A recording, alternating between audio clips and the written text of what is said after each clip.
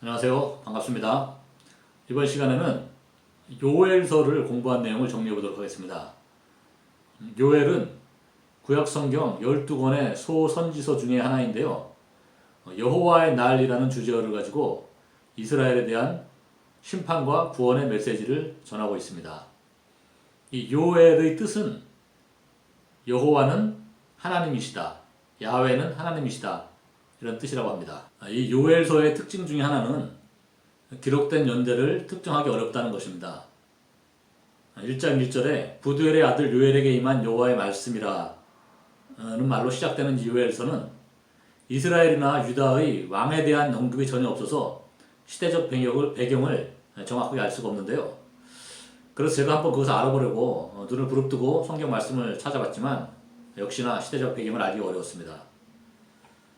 그런데 본문의 내용을 가지고 그 기록된 시기를 추정해 볼 수 있는 그 힌트가 되는 몇 개의 구절이 있는데요.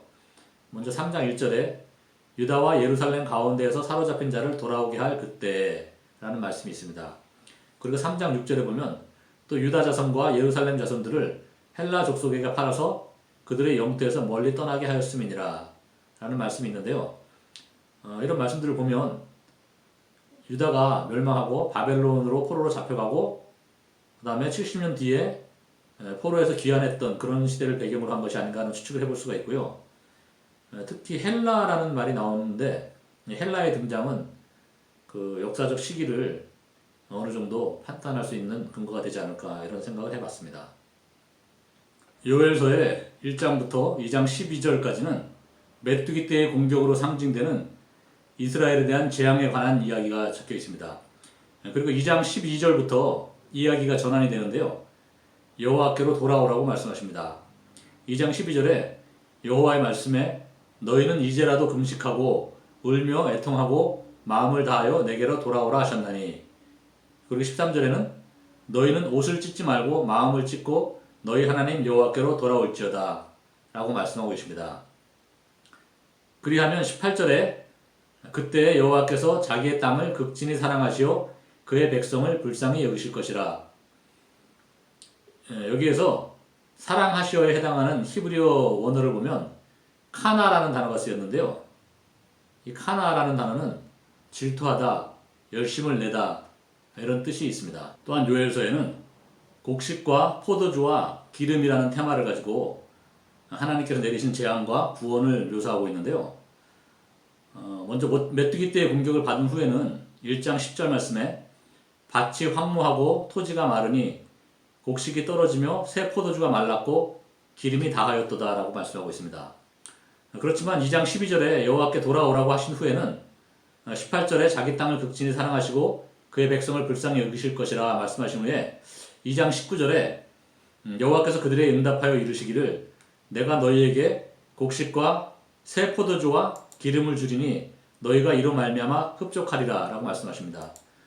또한 2장 24절에는 마당에는 밀이 가득하고 독에는 새 포도주와 기름이 넘치리로다 이렇게 말씀하고 있습니다. 이러한 곡식과 포도주와 기름에 대한 말씀은 예수님께서 오셔서 성취하셨는데요.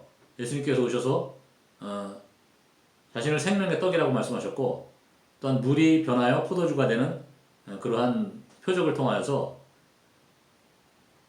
예수님이 구세주가 되시는 것을 설명하고 있습니다. 또한 요엘서에는 여호와의 날이라는 표현이 5번 나오는데요. 먼저 1장 15절에 슬프다 그날이여 여호와의 날이 가까웠나니 곧 멸망같이 전능자에게로부터 이르리로다. 그리고 2장 1절에 시온에서 나팔을 불며 나의 거룩한 산에서 경고의 소리를 질러 이 땅 주민들로 다 떨게 할지니 이는 여호와의 날이 이르게 됨이니라. 이제 임박하였으니. 그리고 2장 11절에 여호와께서 그의 군대 앞에서 소리를 지르시고 그의 진영은 심히 크고 그의 명령을 행하는 자는 강하니 여호와의 날이 크고 심히 두렵도다. 당할 자가 누구이랴. 2장 31절에 여호와의 크고 두려운 날이 이르기 전에 해가 어두워지고 달이 핏빛같이 변하려니와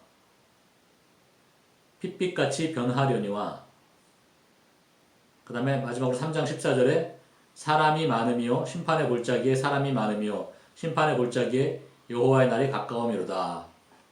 이렇게 5차례에 걸쳐서 여호와의 날에 대해서 말씀하고 있는데요. 여호와의 날은 마지막 심판의 날을 의미하는데요.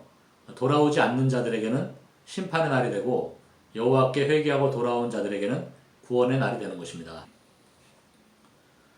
그리고 요엘서에서 하나 살펴보고 싶은 것은 이른 비라는 개념인데요. 2장 23절에 보면 시온의 자녀들아 너희는 너희 하나님 여호와로 말미암아 기뻐하며 즐거워할지어다. 그가 너희를 위하여 비를 내리시되 이른 비를 너희에게 적당하게 주시리니 이른 비와 늦은 비가 예전과 같을 것이라 라는 말씀이 나옵니다. 너희를 위하여 비를 내리시되 이른 비를 너희에게 적당하게 주시리니, 그래서 여기에 이른 비에 해당하는 그 히브리어가 모레 리짜디카라고 합니다.